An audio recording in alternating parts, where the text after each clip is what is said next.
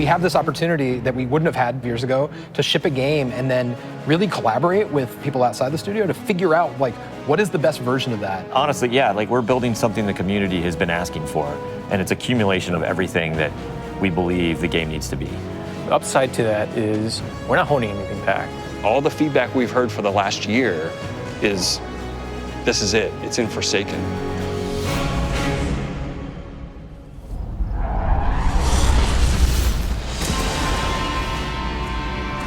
We want this release to have a different tone and a different vibe. We sort of just embrace that Western revenge vibe. You're going to a darker place. You're going to take on a different role as a guardian.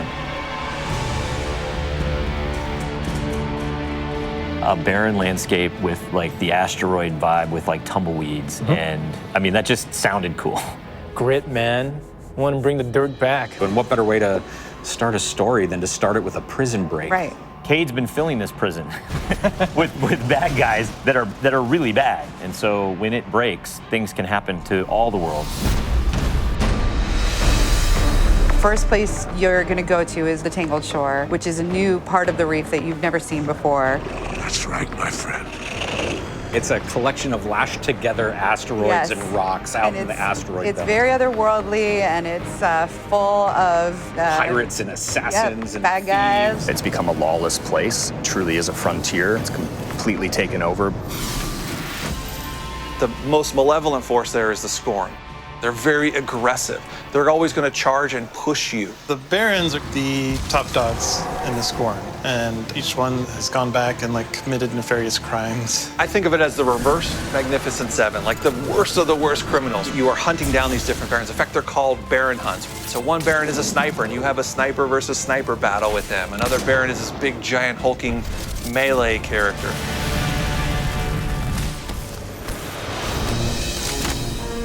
One of the things we're most excited about is the new weapon system. Hey, if you like Destiny 2, great, play that way. But if you like Destiny 1, great, play that way. But if you're crazy, why not 3 shotguns, right? Just for the fun of it. We need to have as many ways as possible, and then we need to have people fighting about it. Like, no, man, you f***ed up, you're taking the wrong weapons, or can I say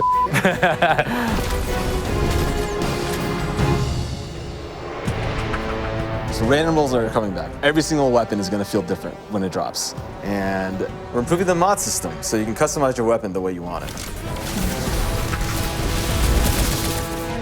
We've got a whole new masterwork style system coming together where you actually are able to kind of move your levels up over time. And so there's investment back on the weapons again.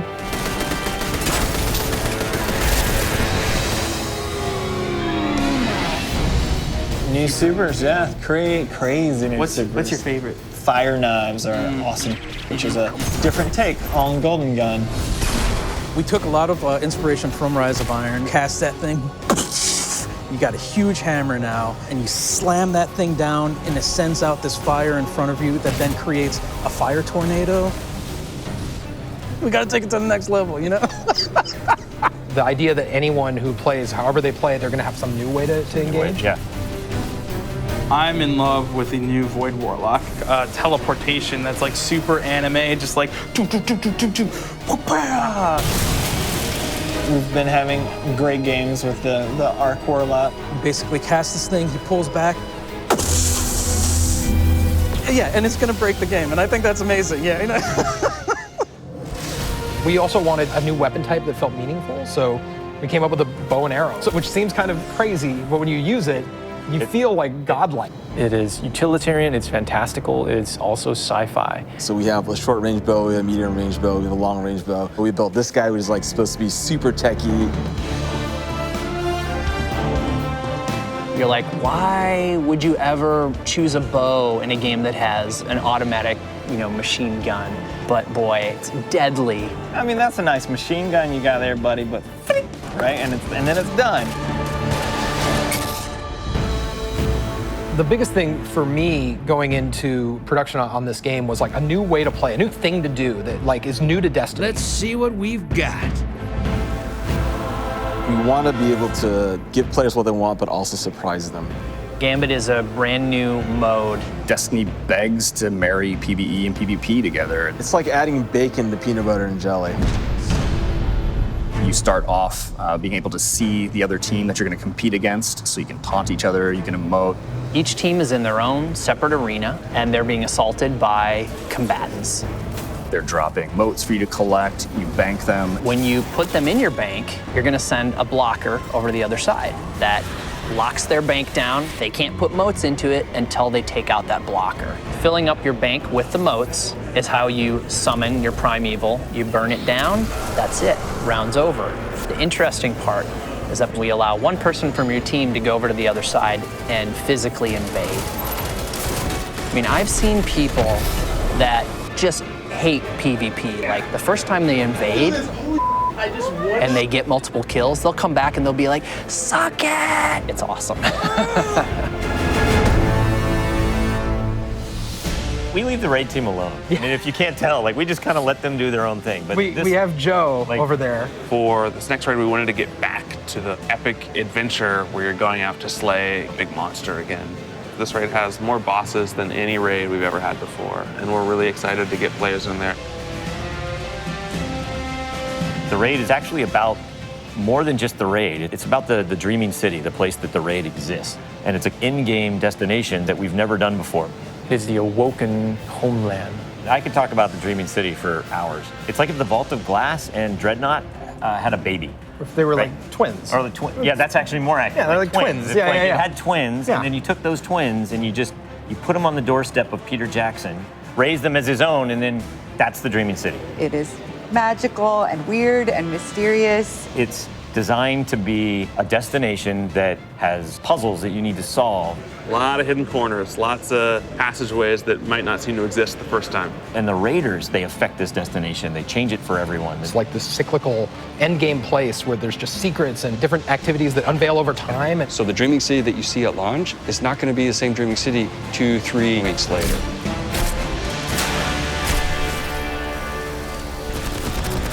So with every design decision we've made for the Forsaken, like the first thing we ask is, how will the community react to this? Players want their investment in Destiny to matter, and they want to be able to see that reflected in the content. We knew we wanted to do something for the collectors in our game, so we built a feature called the Collections. It's a way for you to track all the items that you can go out and acquire.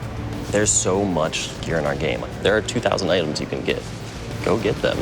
You can look at sets and you can say, I haven't filled out this set. What do I have to do to go get it? If I want to find like how many guns in the world, I can actually go look now. We also had a triumphs thing, which is just acknowledging your achievement. It like ties into records, it ties into lore. It's a thing that can help you drive like, hey, I want to do that. And if I do those things, I can get a title. Like I can have a title floating over my name that says that I'm a god or whatever. Not me, but like you.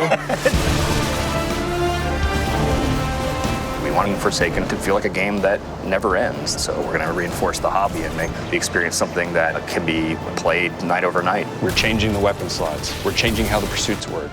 We're adding new features like the collections and the triumphs. We built Gambit. We've got a whole bunch of new weapons to chase, exotics that are really powerful. We have Lisa focusing on some sweet new exotic armor. Maybe we gone overboard, like dialed it too high. Ore to go out there and collect in the world, exotic armor pieces to go out there and hunt. We're working on armor perks, random rolls, new mod system, new subclass paths. We're making Forsaken for people who love Destiny. Making a game that we can all love. That is the goal. That's what we're going to constantly be pushing towards, always. Everything we're building is through that lens.